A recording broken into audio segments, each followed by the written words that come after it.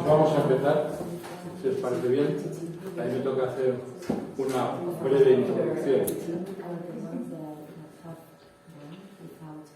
Yo estos días estaba pensando sobre una frase que parece básica, tonta, que es esa de Wittgenstein, de que nos hacemos representaciones de las cosas. Claro, la pregunta que me surge, ¿por qué en vez de ver las cosas necesitamos representárnoslas? Toda representación es eso, representarnos algo.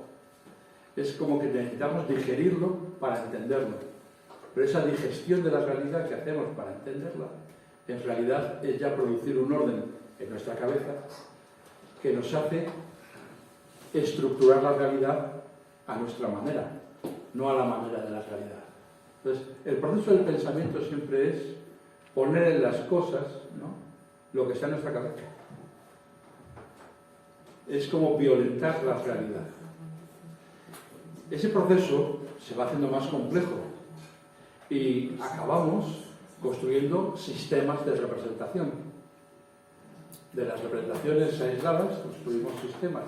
Los sistemas de representación son los lenguajes. Y los lenguajes empiezan a tener su gramática. Tienen sus conceptos, sus relaciones, y empezamos a pensar dentro del lenguaje y cada vez menos en la realidad. Es como que nos inventamos nuestros propios cuentos.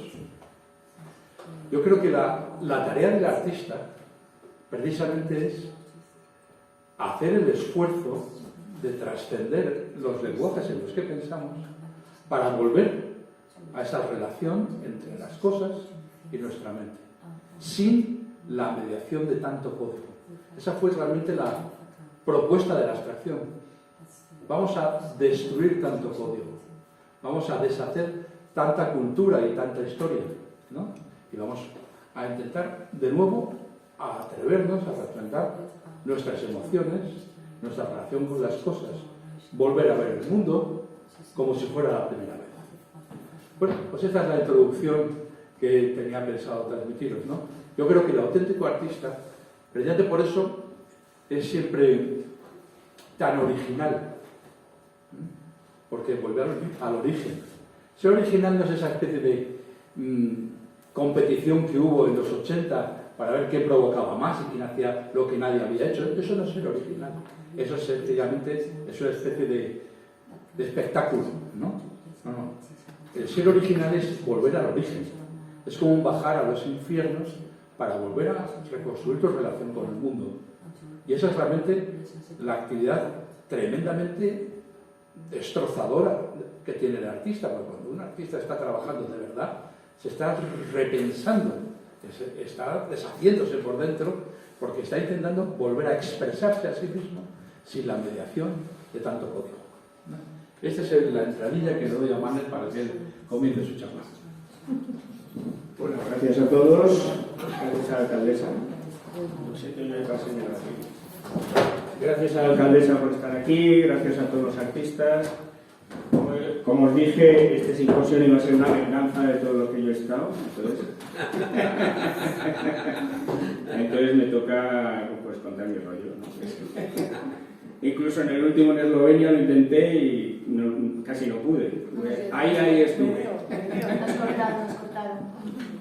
Vale, entonces, bueno, yo creo que la entrada de Quique, Enrique Maestú, de nuestro anfitrión nunca poco alabado, ¿no?, que nos ha permitido estar juntos disfrutando y compartiendo estos momentos tan intensos, nos coloca en el lugar adecuado. Y yo añadiría la frase que no me acuerdo, Quique, que has dicho hoy, que era impresionante, ¿no? ¿Qué pasa? La racionalidad era la lucha contra lo que nosotros somos.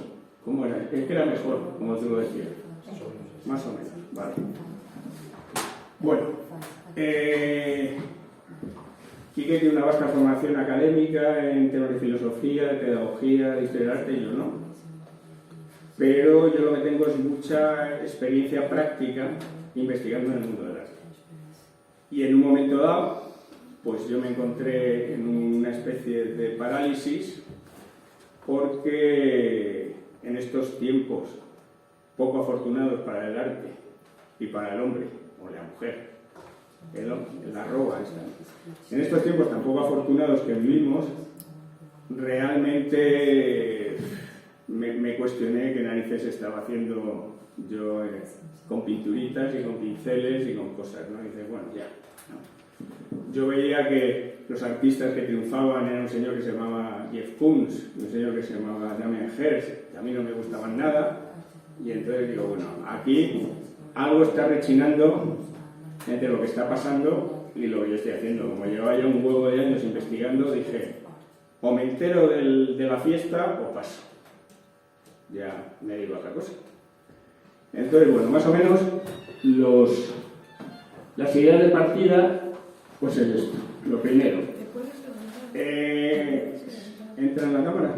Sí, ahora ya sí. Las ideas de partida serían: he constatado infinitamente en mi estudio que cada vez que intento hacer algo de una manera intencionada, valga la redundancia, lo que sale al día siguiente es un desastre. Primera constatación. Segundo, y viene a partir de lo anterior, las obras en las que he conseguido algo realmente sobrecogedor, que a mí me hayan puesto los pelos de punta, que es por lo que me guío, son las que han surgido de casualidad. Y tercero, siempre que hay algo que está bien y he intentado arreglarlo, ¿no? Siempre que he intentado intervenir, la he cagado, ¿no? 3 máximas. Soy yo. ¿Dónde está esto? Hacia abajo. ¿Hacia abajo dónde? Es que los electrodomésticos se llevan de culo.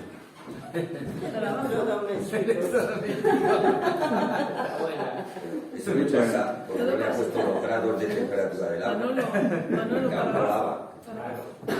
¿Para abajo? No, ahora está bien. Ah, le doy la flechita y ya está. No, que está, o sea, que está en vertical todo. ¿Vale? Sí. Bueno, yo creo que esta la pasamos porque está en inglés y encima está todo pixelada. Bueno. Flecha para abajo. Para Ah, abajo. ya, aquí. Los dedos Ahí, abajo. eso es, ahí. Bueno, Esta- la anterior es exactamente igual que esta, puesta de otra manera. ¿Qué te ha pasado? Ahí, dale un poquito.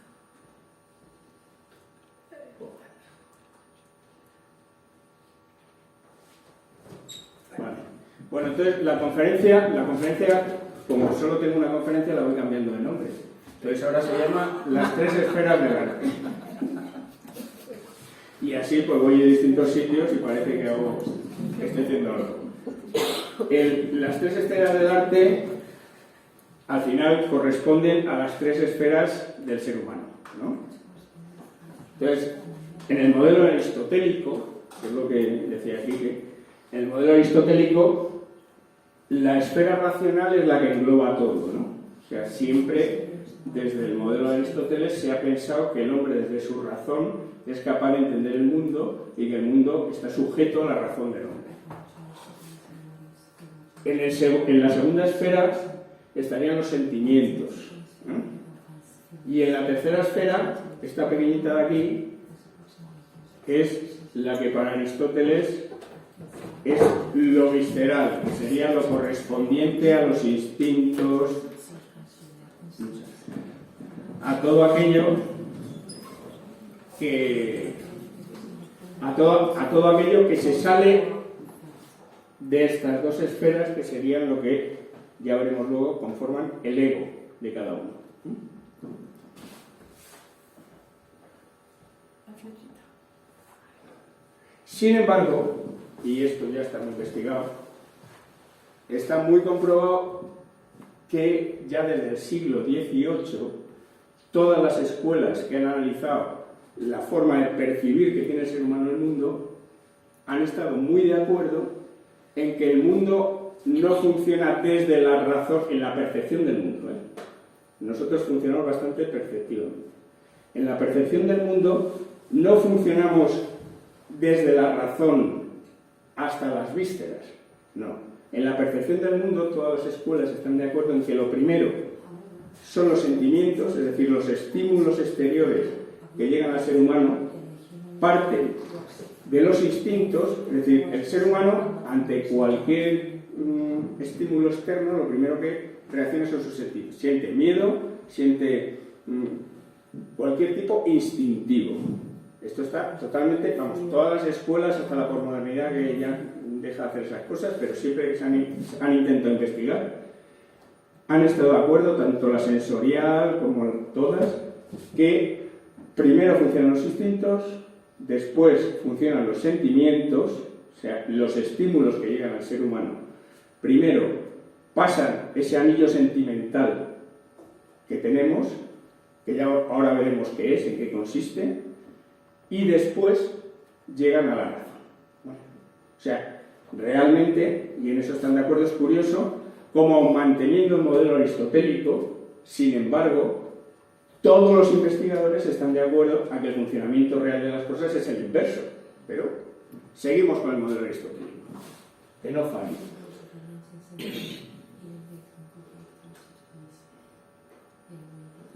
Ando con el razón.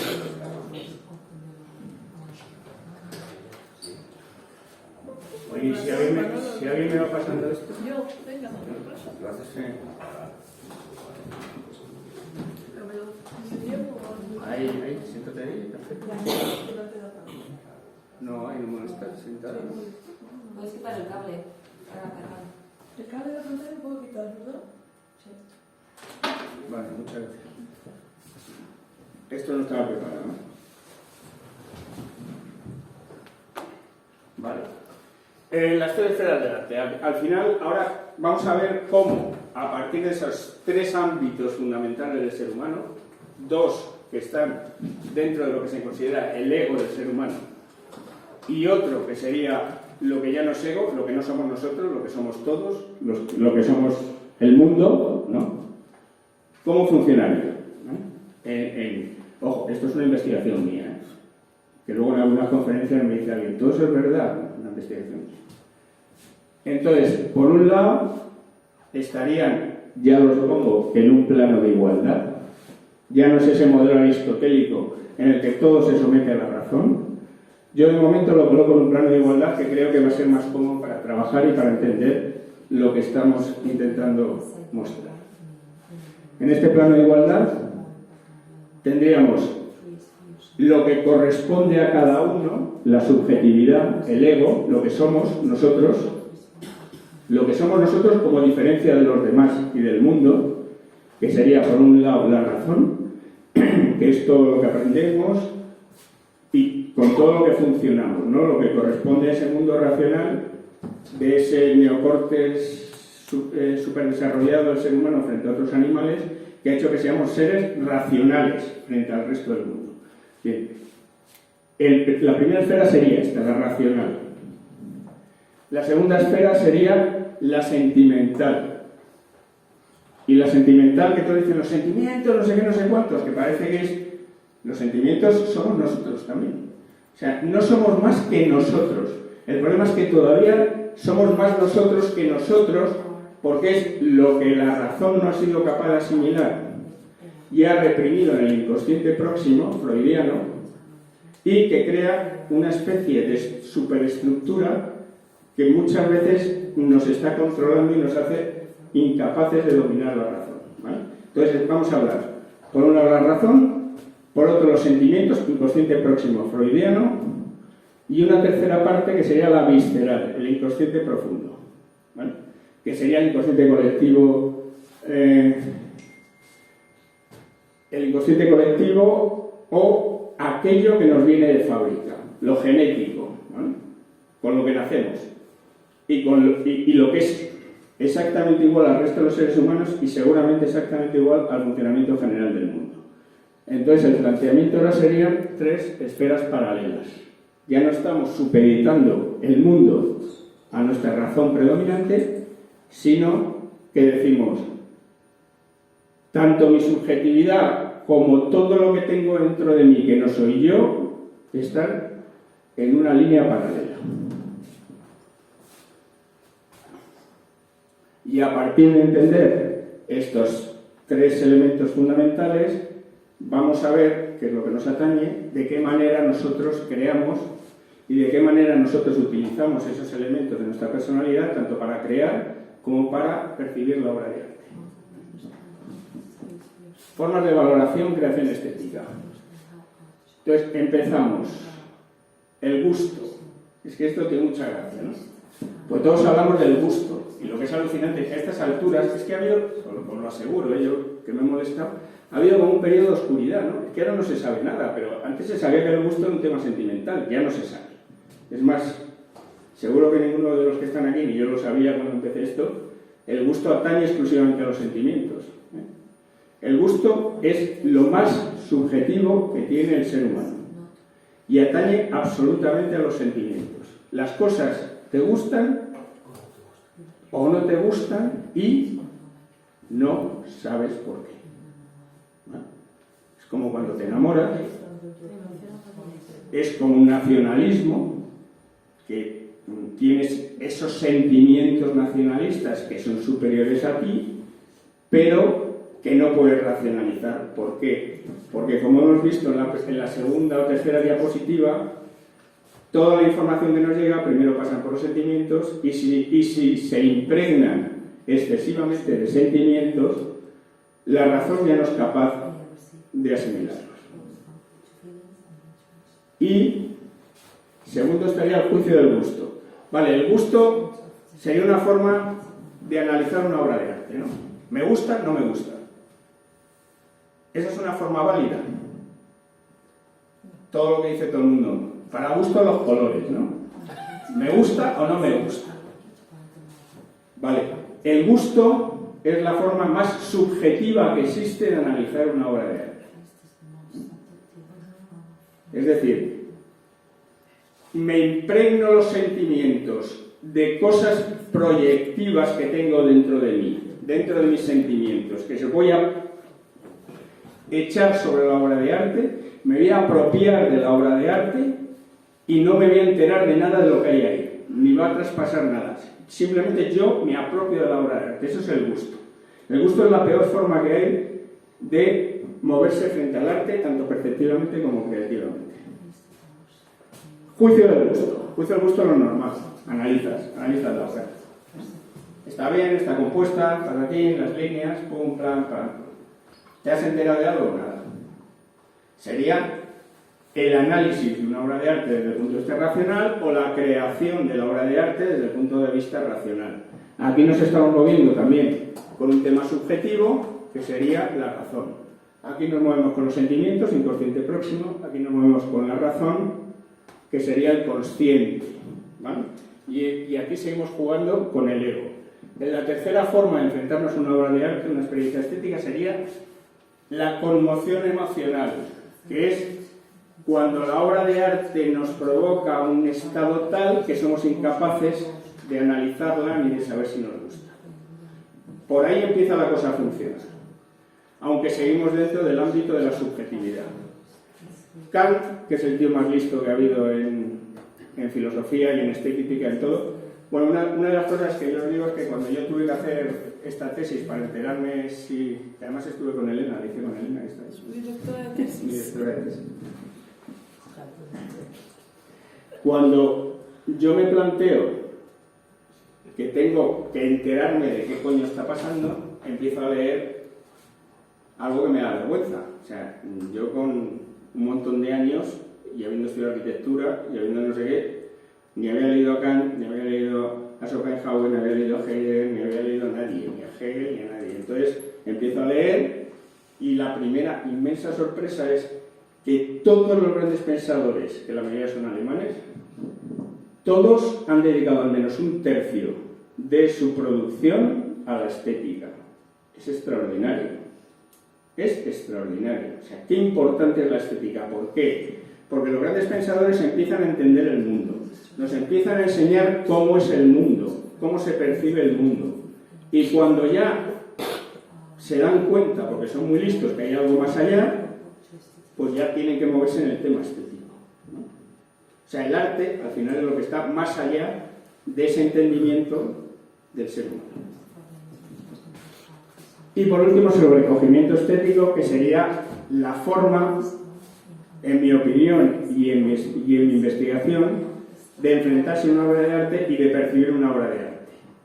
El sobrecogimiento estético es lo que diríamos vamos a funcionar desde el inconsciente colectivo y desde las vísceras, desde todo lo que no soy yo, desde todo lo común que hay en mí. Espera, Manolo, para un momento. Te voy a cambiar la caseta. Vale. Si puedes beber agua. Pues sí, no estaría mal. Agua, eso no es agua. Creo que... Por mí cuando quieras. Oye, si es muy pesado, me paráis, preguntar, No. decir cosas. Se puede bailar también, ¿no? Ya, pues ya te paro yo. 20 minutos, te deja la caseta. Ya, pues, bueno, entonces al final, pues tenemos un poco por ordenarlo, ¿no? Por dejar un poco claro lo que acabo de mencionar. Tenemos lo que no soy yo, los instintos, lo que es común al resto de los seres vivos y al mundo, desde el que se accedería a la obra de arte mediante sobrecogimiento estético. Tendríamos el anillo sentimental en el inconsciente próximo, desde que accederíamos al mundo en un grado normal desde el gusto y en un grado superlativo desde la conmoción emocional. Y al final tendríamos la razón, que lo único que haríamos es analizar las cosas, que es a lo que está la razón. Bueno, seguimos.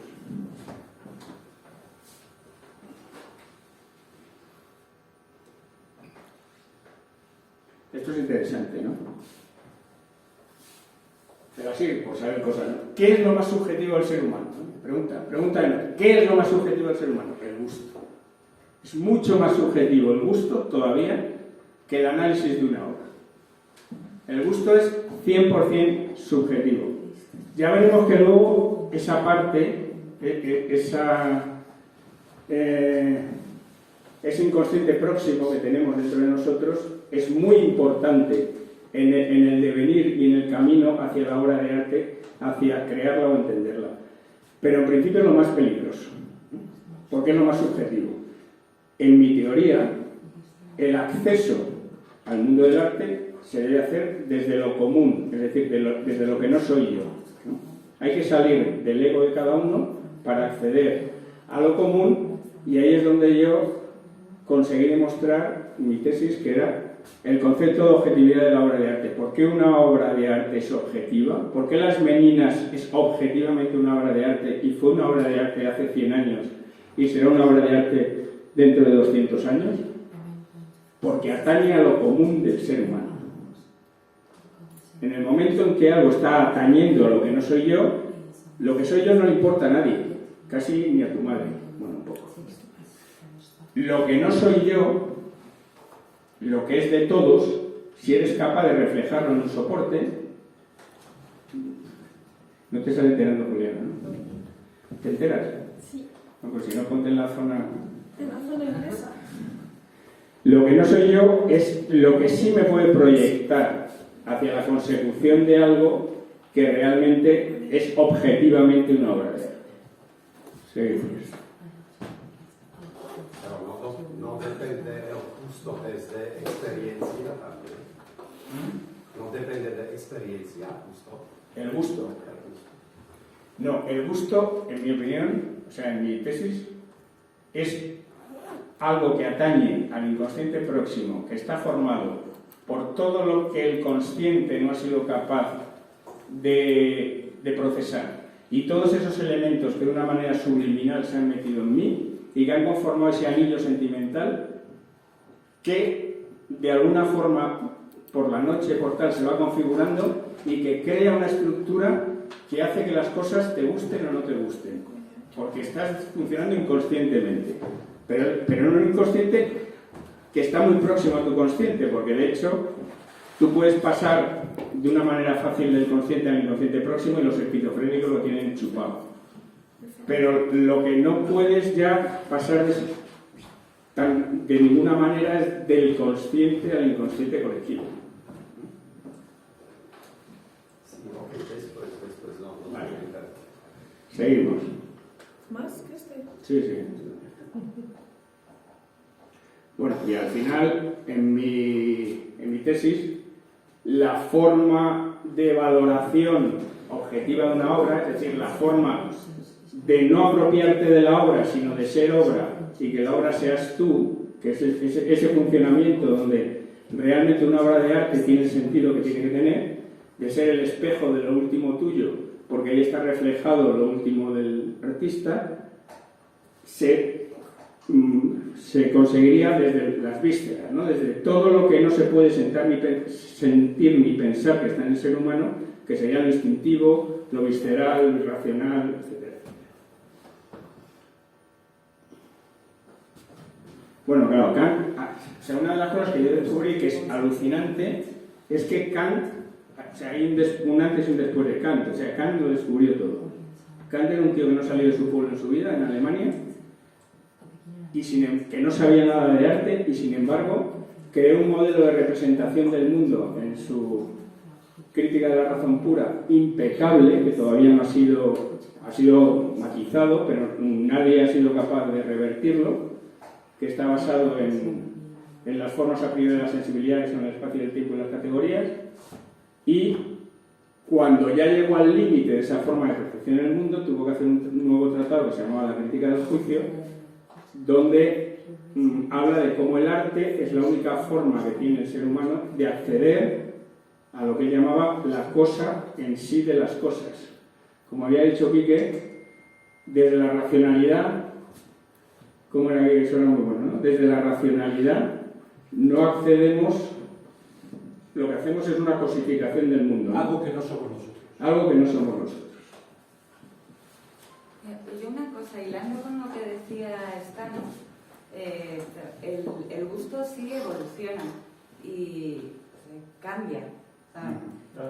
Y sí que creo que hay experiencias que lo condicionan, o sea, que el intercambio con el exterior es muy importante también, y que no es lo mismo desarrollarse en un pueblo pequeñito que en una gran urbe.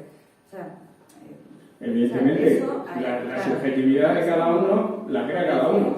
La subjetividad de cada uno se la crea cada uno y se la crea en la vida. Claro, pero el tema es que la subjetividad de cada ser humano se compone de una subjetividad que nosotros controlamos, que es la intelectual, y que sabemos que está ahí, y donde vemos cómo aprendemos y cómo vamos siendo cada vez de otra forma, y de una subjetividad que no controlamos, que es el gusto. Y el gusto es algo que se va formando, evidentemente, sin que nosotros estemos involucrados en su formación. No estoy hablando del buen gusto, ojo. Hay que distinguir entre el buen gusto, que es algo absolutamente racional, y el gusto. El gusto es me gusta o no me gusta. Punto. No me gusta ¿por qué? No. Me gusta o no me gusta. Y eso es algo que claro que varía en la vida, porque tú vas viviendo y vas recibiendo información. Una información la procesas racionalmente y otra la procesas irracionalmente y te configura el anillo sentimental. Pero experiencia puede ser también inconsciente. Claro. sí. Entonces tienes que no sabes por qué te gusta eso, porque no, pero tienes tu experiencia que no te recuerdas o no te... es inconsciente. Claro, lo que pasa es que yo estoy diferenciando dos inconscientes completamente distintos. El inconsciente próximo, el freudiano, que es un inconsciente que es lo más subjetivo, como he dicho, de nosotros. El que está configurado a partir de todos los elementos reprimidos y toda la información no procesada. Y eso es infinitamente más subjetivo que mi propia razón. Eso es lo que me va a condicionar la vida. Y luego hay otro inconsciente que es el común, que es el colectivo. Y ese inconsciente que está dentro de nosotros y al que nunca vamos a acceder, ya lo veremos desde la razón, no hay conexión desde la razón, pero sí hay conexión desde el inconsciente próximo, como luego veremos. Ok, eso es modelos. Exacto. Seguimos.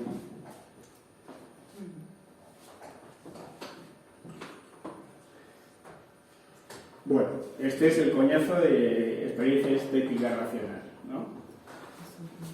Me voy a referir a la visión de una obra de arte, pero puede ser la visión de cualquier objeto, ¿no? Vamos a la obra de arte, a la percepción de una obra de arte.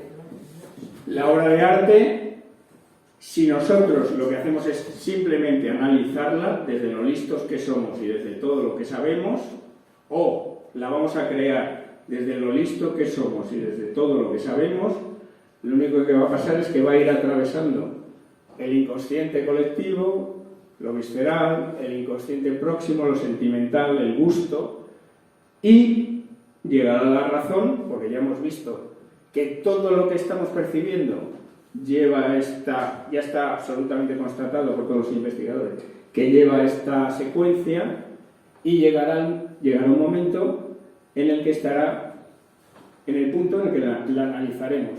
Y al final, según Kant, yo creo que esto no está superado, ¿no, Miguel? Lo del fenómeno de Kant. ¿Hay alguien que haya dicho que no somos capaces de ir más allá de los fenómenos? Yo creo que nadie sostiene. nadie ha sido capaz de superarlo? Pues al final, ¿qué es lo que haces en esta representación de una obra de arte o de cualquier cosa? La representación del fenómeno de la obra de arte, es decir, una representación de algo que no tiene nada que ver con la obra. Simplemente es una representación intelectual de la obra.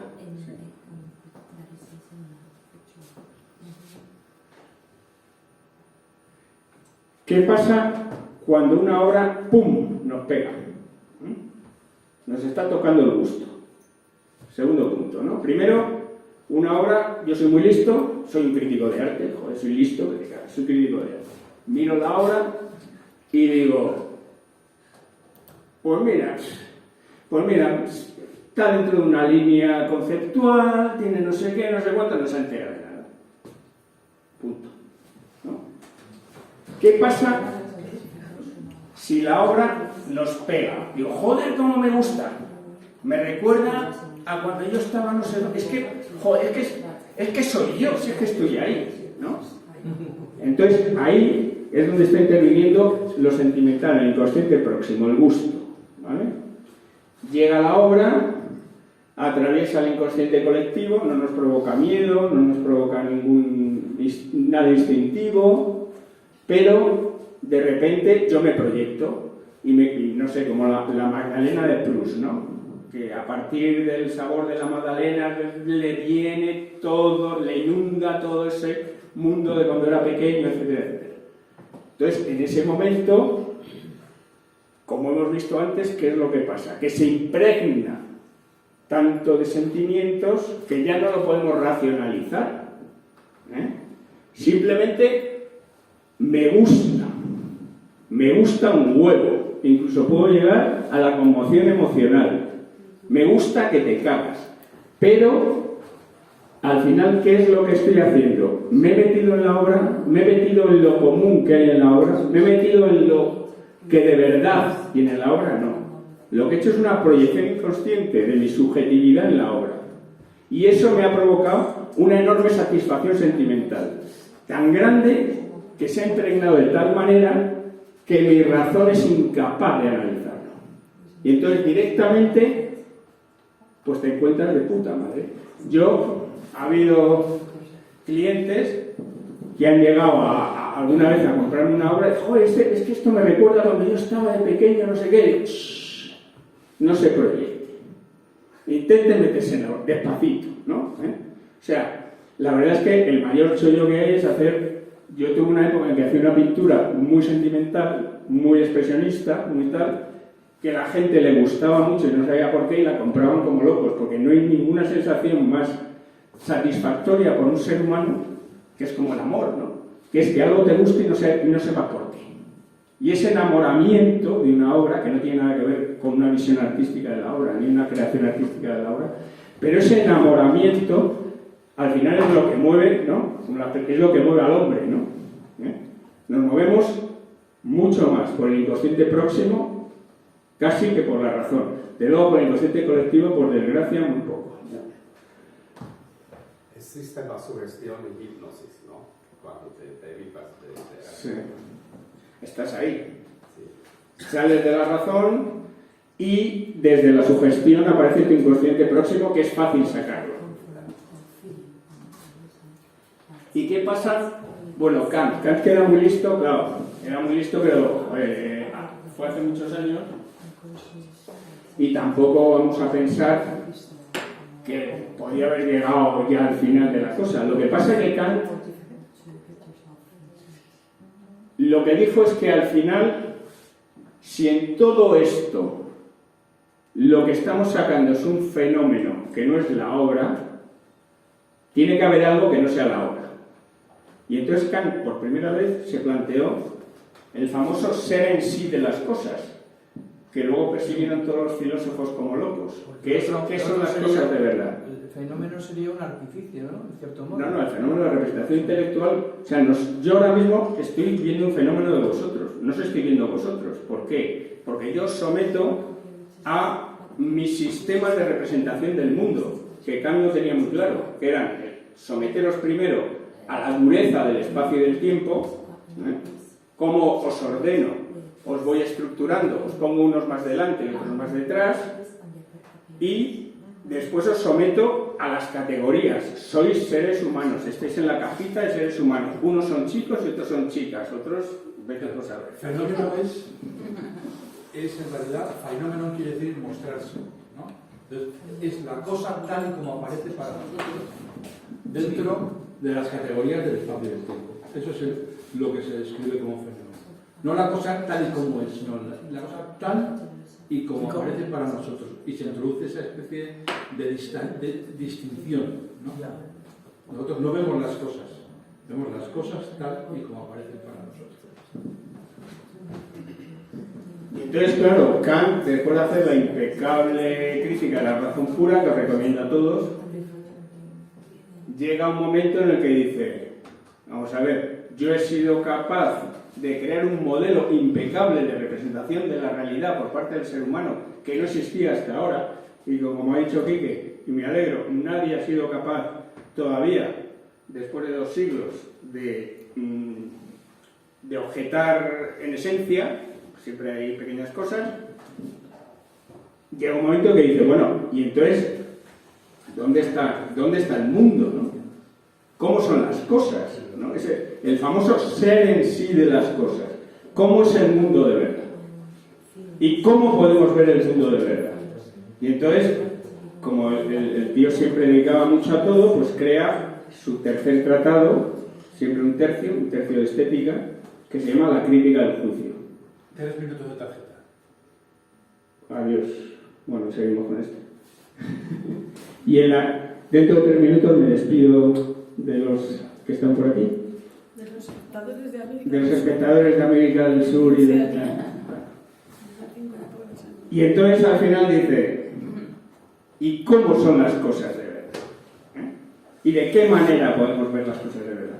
Y es alucinante porque Kant tiene la intuición, ya desde Kant, que desde el arte, solo desde el arte, el ser humano puede acceder a un desvelamiento del mundo, un desvelamiento de cómo es el mundo. Sí.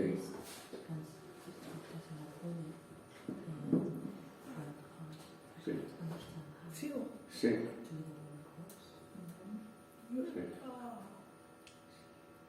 ¿Sí? Sigue. Sí. Bueno, entonces ya entramos en lo interesante que es mi obra.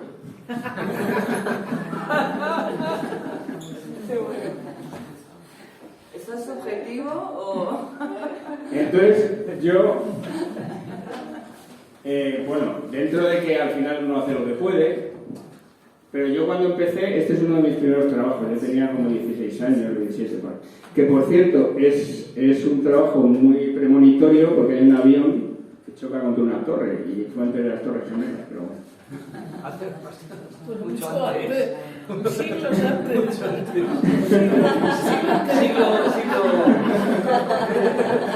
No sea muy gracioso. Si es que le pone ahí la fecha. Vale. Esto está mal, ¿eh? Porque no había nacido, en el 84 no había nacido. Vale. Anda ya. Entonces, esta es una pintura. Yo en esta época vendía todo, o sea, vendía exposiciones, bueno, eran mejores tiempos, los 80, nadie lo va a negar. Yo me acuerdo en Arco que teníamos que ir quitando el stand, volviéndolo a poner, porque era una cosa pim pam, era una cosa tremenda, ¿no? ¿Por qué? Porque yo hacía una pintura muy emocional, que atañía mucho a la emoción del espectador. Pero yo enseguida me di cuenta de que había artistas que eran capaces de no poner suelo, de no poner techo, de no poner tal, y decía, ¿y estos tíos cómo o sea, por qué consiguen hacer una pintura sin que haya esas estructuras y a mí me convenza más que esta que lo que es, ¿no? Digo, si es que el mundo es así, ¿no? Y sin embargo lo que están haciendo estos otros a mí me está convenciendo más que lo que yo hago, ¿no? 15 segundos. Si quieres decir algo. Seguimos. Bueno, aprovecho los 15 segundos para decir que sigan en el canal de YouTube de Manolo Ionarte pues, todas estas conferencias, que las voy cambiando de título, que no se preocupen y que siempre habrá algo mejor. Bueno, entonces ya por lo menos, ¿no? Empecé, este fue el cartel de la fiesta del 2 de mayo de la Comunidad de Madrid. Este estuvo, me lo encargó el presidente de la Comunidad de Madrid y estuvo en todos los carteles, en todas las televisiones, en todo. Y ya, pues de alguna manera, pues como que las casas flotaban un poco, o sea, yo intentaba de alguna forma hacer esa particular ruptura del espacio y del tiempo que tenemos que hacer los artistas para poder ir tocando, pues eso que decía Kant, ¿no? Cómo vamos a ser capaces de acceder al ser en sí de las cosas, ¿no? Y que al parecer Kant responsabilizaba a los artistas de ese cometido y luego, pues a partir de Schopenhauer, que luego lo veremos, ya parece que estaba mucho más claro que los artistas eran los que podíamos dar esa visión de cómo es el mundo. Este es un cuadro, Baño del Sol de la Luna. En esta época había playas, había mares, había cielos, era muy narrativo, contaba cosas, había flotadores. Por cierto, este cuadro me lo intentó comprar la embajadora de México, la mujer del embajador de México. Mira. Y en esa época es que vendíamos tanto que yo no se la vendí, se agarró un cabreo. Lo teníamos en el salón. Lo teníamos en el salón. Ahí, bueno, este que está aquí colgado. Pues es nuestro.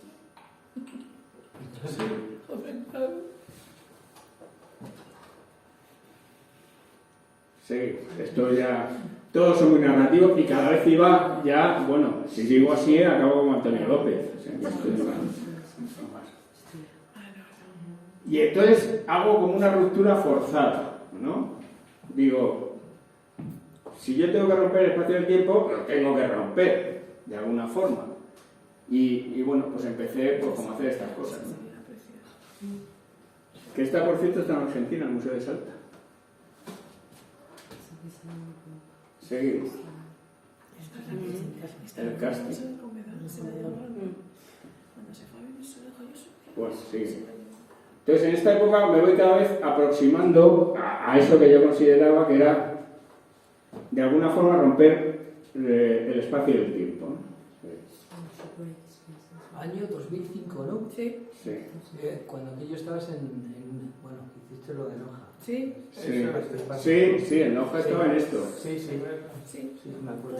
Al final dando vueltas de fracturar el espacio y el tiempo, de ver cómo soy capaz de que el mundo sea más parecido a lo que es y no a lo que yo represento, pues empecé ya a trocear por todos lados, a no sé qué, y esta época era ya un poco casi de... Por cierto, esto me lo compraron unos alemanes que tenían una casa que el hall era más grande que esta habitación. Y Es que este cuadro era... ¿Qué medía? Era gigante. Sí, este medía como, no sé, como 4 metros y pico. Son varios, ¿no? Son varios cuadros. Sí. Era precioso. Y entonces ya, con ligeras referencias a la profundidad, ¿no? Al espacio, al tiempo. Pues esta fue una exposición que hice en Berlín, que se llamaba... No, Berlín fue la New Liberation, pero bueno. Y ahí, pues como que ya las cosas funcionaban por sí mismas un poco, ¿no? Vale, sí. Este fue un simposio en Eslovenia, que pinté este cuadro. todavía seguía habiendo espacios y tal. Y haciendo lo que se puede, como hacemos todos, ¿no? Vamos a ir a ver si hay suerte y... Sí. Esta es la etapa de... Esta es una etapa combativa.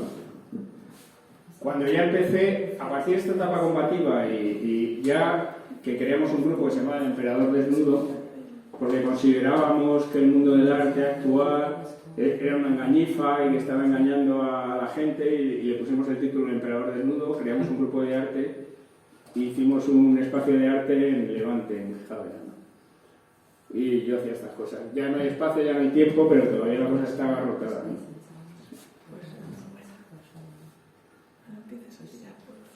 Bueno, y ya pues más cosas, y vamos a la teoría aquí. Bueno, después de Kant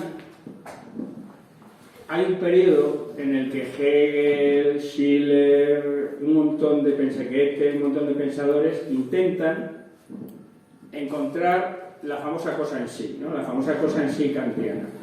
Y como todo el mundo se mueve dentro del ámbito académico, dentro del ámbito tradicional, pues la verdad es que con escasos resultados. O sea, no hay nadie, aunque Hegel escribió 5 tomos de teoría estética, que es muy interesante, no hay novedades, ¿eh? Hombre, Hegel tiene una cosa bonita que es, y que luego también se puede utilizar, que dice, la objetividad se encuentra en el límite de la subjetividad, ¿no? Y de ahí a mí me surgió la idea de pensar cómo en el extremo del inconsciente próximo se podía encontrar una conexión con el inconsciente colectivo, que es el que nos podía dar acceso a lo colectivo desde nosotros mismos, ¿no? Entonces ya llegamos a Schopenhauer. En un libro que también os recomiendo, que es El mundo como voluntad y representación, Schopenhauer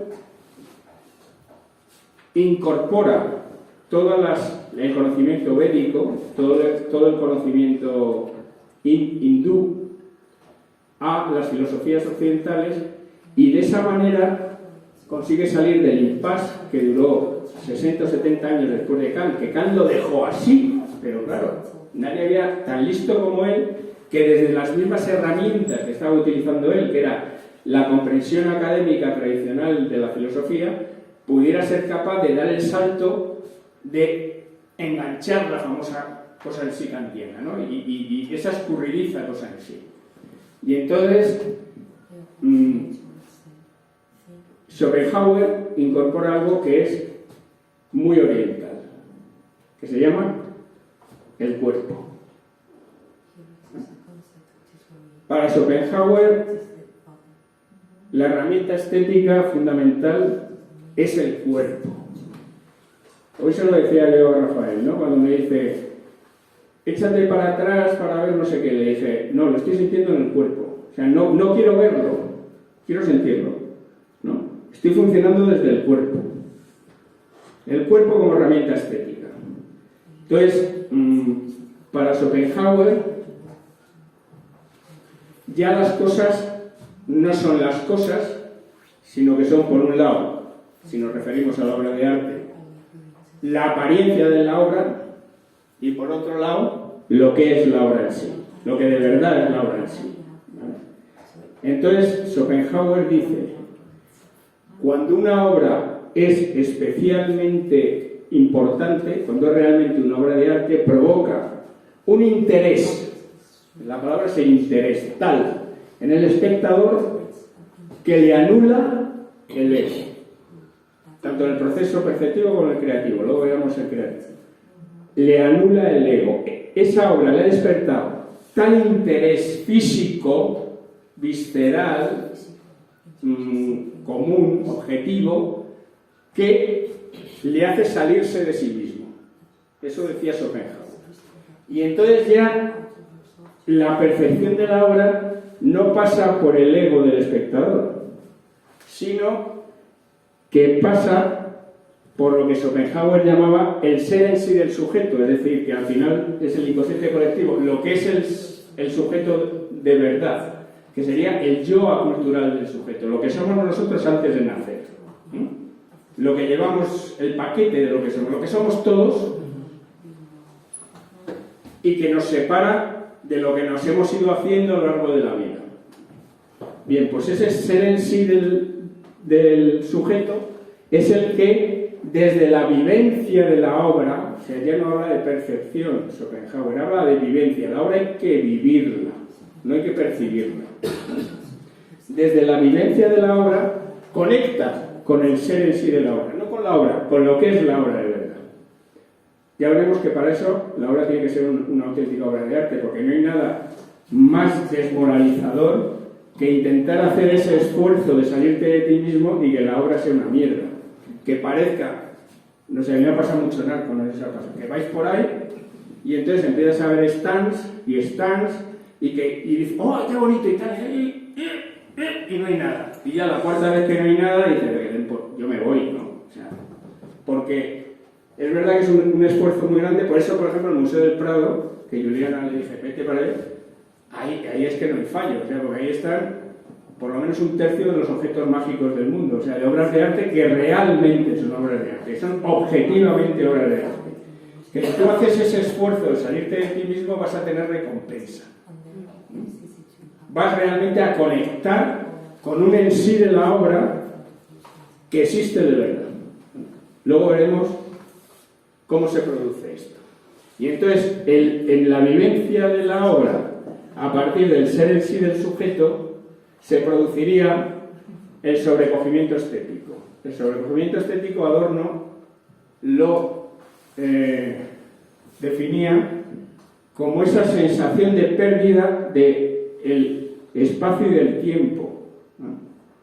Y un sentimiento de que el suelo desaparece debajo de tus pies. No sé si, bueno, me imagino que a todos os ha pasado delante de alguna obra, que te quedas ahí y no sabes qué ha pasado, ¿no?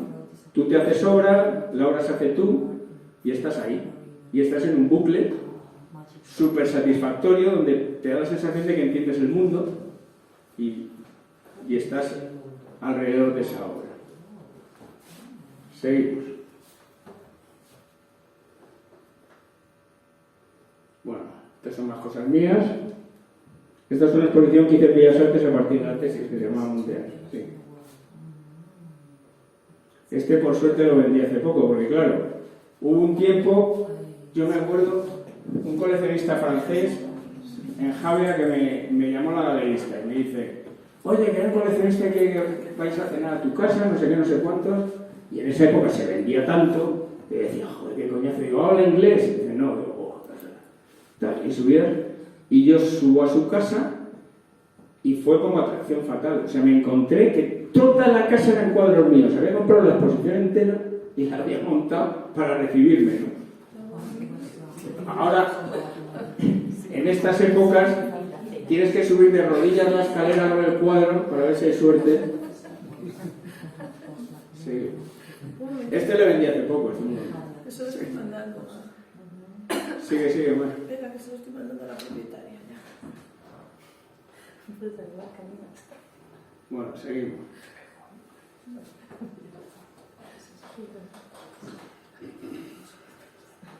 Bueno, ahora, en este simposio me ha pasado una cosa muy curiosa. Es que a mí, que siempre se me ha dado muy bien lo de hacer seres humanos, y siempre el ser humano ha estado presente en mis obras, pues anuncio que en este simposio no han desaparecido los seres humanos. Pero... ¿Quién tiene la culpa, Rafa? No. Sí. No, vamos a ver, yo tenía la suerte que llevo una época en la que estoy, bueno, es que no lo quiero decir por esto. Seguimos. En la obra de arte, al final, ¿quién cierra el bucle? ¿No? Schopenhauer nos saca del dilema kantiano y de la filosofía tradicional, en la cual no éramos capaces de entender cómo se puede acceder al ser en sí de las cosas, al ser en sí de la obra, y a partir de todo el mundo védico nos dice, desde el cuerpo, solo desde el cuerpo, es decir, desde las vísceras, desde lo común, vas a acceder a la esencia de las cosas. Eso lo dice ya Schopenhauer. Y en todo este proceso hay un cabo suelto, ¿no? Que esto me tiró casi un año de dar vueltas de investigación, porque al final realmente sí es verdad que tú desde el cuerpo accedes al ser en sí de la obra y entonces estás de alguna forma viendo lo que es la obra de verdad, pero ahí hay una obra de verdad que tú en realidad lo que estás haciendo es una representación intelectual de ella. No sé si me explico. O sea, la forma normal de ver las cosas es esa representación intelectual que hacemos de las cosas. Pero la forma schopenhaueriana de ver las cosas es yo accedo a las cosas desde lo último de mí mismo y accedo a lo último de esas cosas. ¿Y en qué punto lo último de las cosas coinciden con las cosas? Y Adorno, Theodor Adorno de la Escuela de Frankfurt, lo recomiendo, en teoría estética, dice: en la obra de arte objetiva, no en el mundo de la naturaleza, no en nada, sino que el ser humano, hay seres humanos que tienen la capacidad de crear objetos mágicos que para otros seres humanos suponen objetos en los cuales su esencia coincide con su apariencia, su fenómeno coincide con su número, es decir, son ellos y sí mismos. Si tú haces el esfuerzo de salirte de ti mismo y entrar en la obra, llegará un momento en que te darás cuenta que lo que estás viendo es la obra. Y ese es el Museo del Prado. Al final, todos esos objetos, ¿dónde hay más objetos mágicos? Ahí. Entonces, al final, pues hay como la gran suerte de que los artistas somos los únicos seres humanos que podemos crear objetos mágicos que perdurarán en el tiempo. Por eso a mí lo del arte efímero es algo que me da risa, porque es mi investigación y mi opinión. En mi investigación y mi opinión, la misión de los artistas es crear objetos mágicos para crear referentes de lo último de cada uno y crear una serie de objetos que al final sean los únicos objetos que para otros seres humanos sean realmente ellos mismos. Que eso es lo que es una auténtica obra de arte. Y ahí es como demostré cómo una obra de arte es objetivamente una obra de arte, a partir de Adorno. Porque ella es lo que es, o sea, coincide lo que es con lo que representa, con lo que se representa. ¿Sí? A ver. Bueno, con lo cual, al final resumimos el rollo. Si es una obra de arte objetiva, o sea, si es realmente una obra de arte, gracias a Adorno, ¿qué es lo que le pasa a esa obra de arte? Que en ella coinciden la esencia y la apariencia. Ya no tenemos como con Schopenhauer otra visterita aquí abajo, ¿no? Ella es ella misma. ¿Por qué? Porque es realmente una obra de arte objetiva. ¿Cómo se ha conseguido? Vaya usted a saber cómo. Yo creo que utilizando el cuerpo como herramienta estética. Pero si has conseguido un objeto mágico, una obra de arte de verdad, es una obra en la que la esencia y la apariencia coinciden. Ya es otro modelo. Si es una obra de arte de verdad, despierta un interés, seguimos con Schopenhauer, desmedido en el espectador, que le anula todo lo que le interesa, lo que es el espectador. Y se queda con lo que no es el espectador, con lo que el espectador tiene de común con el mundo y con las cosas. Y entonces lo vive desde su cuerpo. ¿Vale? Yo no sé si... una de las cosas que yo, como mi padre era pintor y siempre está metido, siempre que un artista de verdad, Jola, yo he tenido la suerte de conocer grandísimos artistas, siempre te dicen, es que hay que pintar desde las tripas. O sea, esa famosa frase que tú siempre dices, desde las tripas, ¿vale? Pues es desde el cuerpo, vamos, desde lo que no eres tú. Es una forma de llamar. Entonces, si la obra de arte despierta ese interés absoluto en el espectador, no estás percibiéndola desde ti, sino desde lo que no eres tú. Que como decía aquí, que es, ¿cómo era? La razón es todo lo que te induce a ser lo que no eres, ¿no? O actuar en consecuencia de lo que no eres. Entonces, la obra de arte la percibes desde lo que no eres tú, desde tu cuerpo, Y al representar desde tu cuerpo lo que es la obra de arte, te das cuenta de que fenómeno y apariencia son lo mismo y estás viendo, solo para seres humanos, un objeto mágico en el que la esencia y la apariencia coinciden, que es la obra de arte objetiva, la auténtica obra de arte.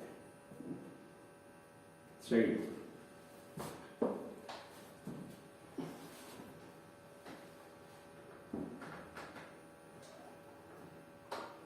Esto es muy bonito, ¿no? La creación de la obra de arte significativa es un proceso de adecuación de la apariencia de la obra a su esencia. Es que ahora viene la segunda parte que a nosotros nos interesa mucho, ¿vale? Ya hemos visto, porque al final, tanto la percepción de una obra de arte como la creación de una obra de arte, como hemos visto, se hace desde la misma parte del ser humano, que es desde tu cuerpo, ¿no? Pero hemos visto la percepción, vamos a ver la creación. En la creación, nosotros vamos haciendo cosas, vamos lanzando materiales, vamos tal, y al final lo que hacemos es ir adecuando lo que está pasando ahí para que eso que esté pasando ahí sea lo que realmente es, ¿no? Ese es como el proceso de creación. Estamos adecuando lo que sucede a que sea lo que realmente es el mismo. Y luego esta es una cosa, porque esto es totalmente mío. Dentro de todo eso, que lo único que prácticamente he hecho, aparte de leer mucho y tal, es conseguir sistematizar y crear unos modelos a partir de los grandes pensadores estéticos. Como los grandes pensadores estéticos no eran creadores, yo tuve al final que inventar un modelo de cómo un artista es capaz de crear una obra de arte a partir de todo ello, ¿no? Y entonces, lo que me di cuenta, ¿no? Mi gran acierto, que también me costó un huevo, fue ver que el proceso de creación de una obra no es más que un proceso de percepciones sucesivas de la obra.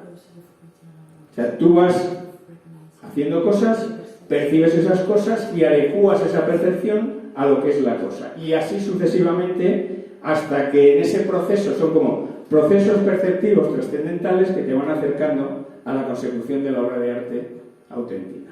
¿Sí? Y este es, al final, mi aportación de la tesis, que fue cómo se puede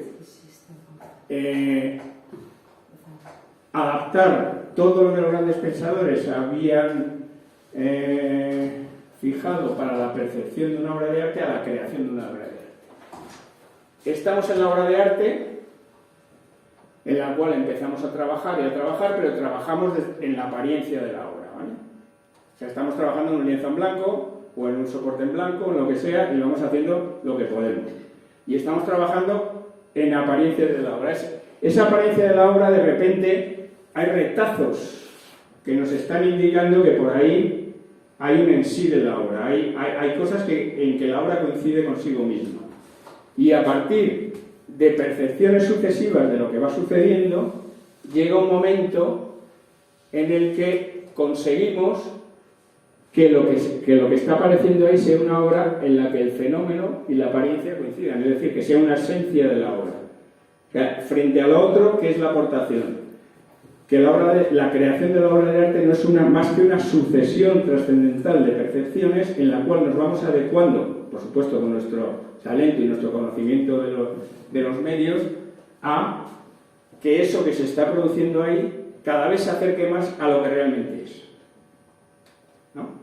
Pero, ¿qué diferencia hay entre la percepción y la creación? Los plazos.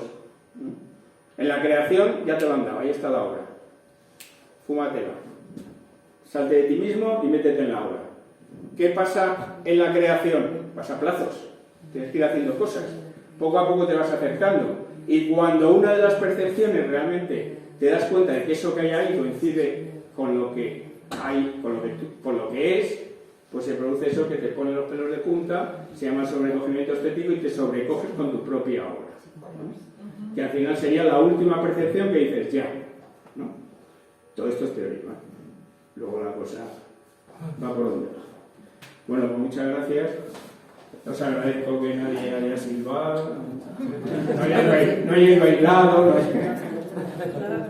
Es el motivo de debate para luego la cena, ¿no? Bueno, alguna pregunta. ¿Por qué yo lo de la cena? ¿Alguna pregunta?